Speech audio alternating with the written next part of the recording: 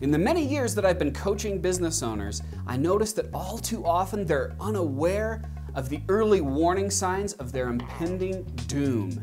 But in this video, I give you the opportunity for self-assessment as well as absolution, as I discuss the 7 fatal sins of entrepreneurs. I'm Dave Crenshaw, and this is Chaos versus Entrepreneur.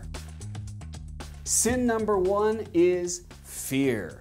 The fear in particular of loss. All too often entrepreneurs shrink up into a little ball. They started out with great hopes of being successful, but then they start to listen to others. They listen to the media, and they listen to their fears, and they hold back on making investments in their business, which are necessary for growth. Sin number 2 is pride. Often as business owners begin to experience success, they feel that they're on top of the world. They have many people working for them, and they forget to make themselves accountable to a third party.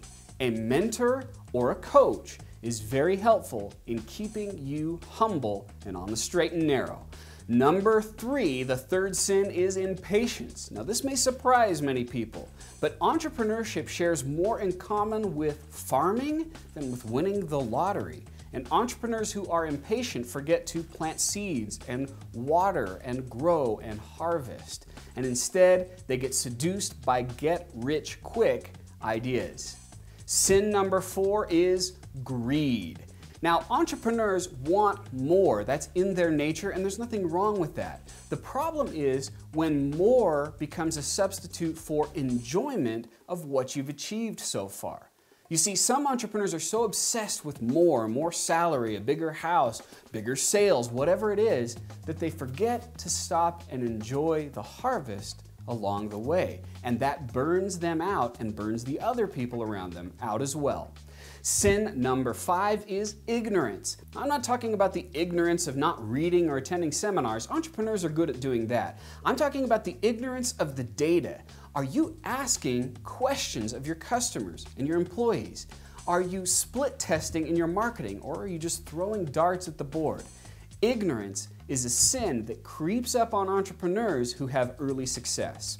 And sin number 6 is envy. In this case, I'm talking about the envy of other entrepreneurs, in particular, those big entrepreneurs that you see that have great success, the people like on Shark Tank, and you want to copy what they've done.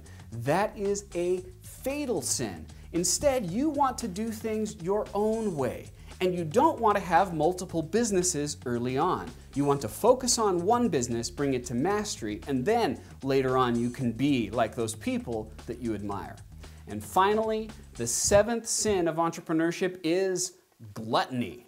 No, I'm not talking about the eating of food. I'm talking about gluttony when it comes to time. Many entrepreneurs have eyes that are bigger than their stomach when it comes to their calendar. They put lots and lots of activity into their timeline, and they don't have the ability to follow through on it.